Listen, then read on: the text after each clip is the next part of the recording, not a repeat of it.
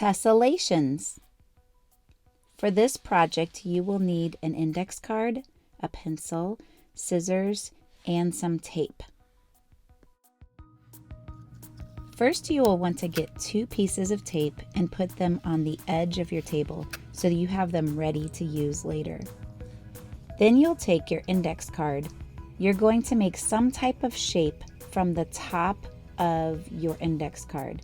You want to make sure that the line starts at the top and ends at the top. Then you will take your scissors and you will carefully cut out that shape.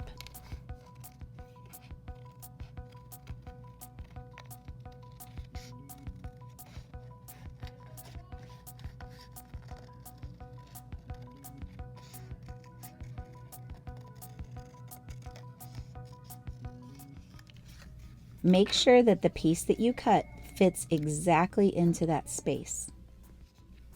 Now I'm flipping mine over so that I'll be able to see the lines to kind of help me a little bit. You're going to take that piece, put it in like it's a puzzle piece, and then slide it straight down. You'll want to make sure that the spaces at the bottom are the same as the spaces at the top so that you have this exactly in the right spot.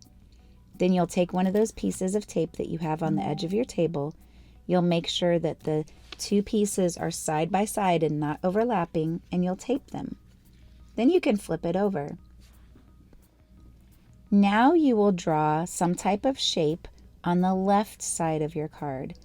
So once again, the line should start on the left and end on the left. Then you're going to take your scissors and carefully cut out this shape.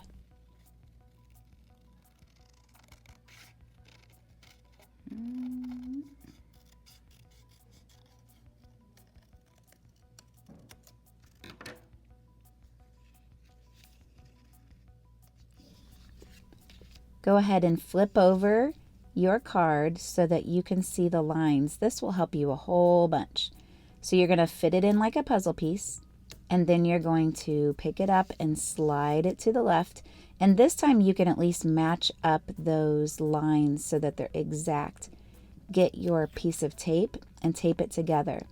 If you have a hard time keeping them exactly next to one another, you can ask a friend to kind of hold it together for you while you do the taping. Now flip it back over. I find it easier to look at the side that doesn't have any lines on it and start looking at it from different angles. Like, do you see anything in any of these angles? Do you see kind of some image coming out of it? And once you do, then you know you're ready to trace it onto the big paper. I think this looks like a girl's face on the left and her hair flying up. So I'm going to keep it this direction. I'm going to trace around the shape very carefully. It has to be very exact for this project. If you notice, I am holding my pencil straight up and down. It's perpendicular, not at an angle like this, straight up and down.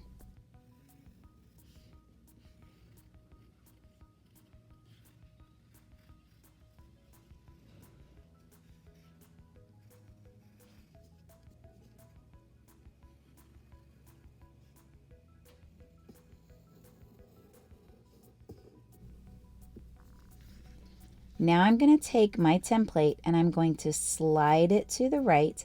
I'm going to make sure it matches exactly with what I've already traced.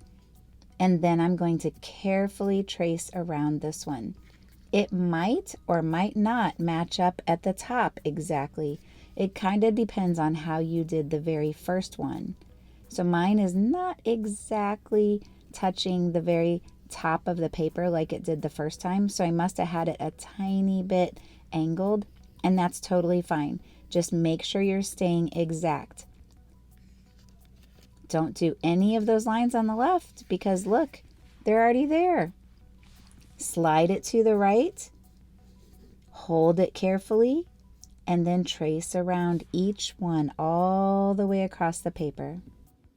You're going to want to make sure it goes even off of the paper and make sure you do the lines that go all the way to the edge, just like that. Now you're going to go back to the front and make sure you do this part because this is also another part to your template. So make sure all the way on the left and all the way on the right. Now you're going to take your template and you're going to put it underneath. Now, if for some reason it is not matching up, that means that that piece might not be exactly in the right spot and we might have to adjust it. You can raise your hand and I'll help you with that if you need some help.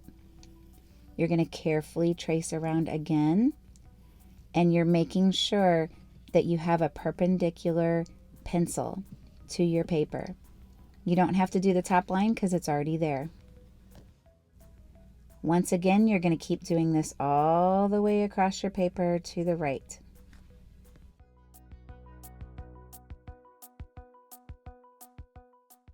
This is what mine looked like when I was done tracing it all the way across. I decided to use watercolor to add color to mine, and as you can see, it's still wet, and I'll add a lot more details later. Remember, you can use colored pencils, markers, Sharpies, watercolor, any of those things to add color to your tessellation.